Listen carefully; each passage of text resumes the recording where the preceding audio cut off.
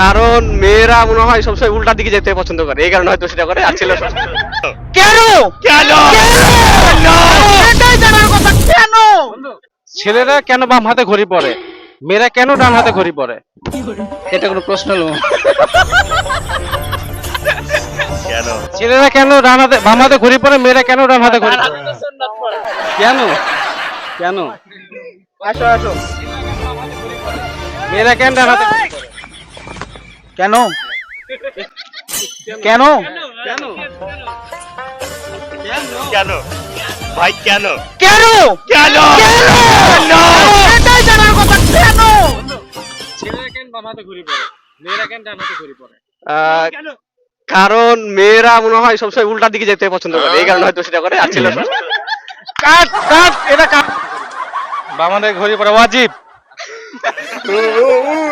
ভাই ভাই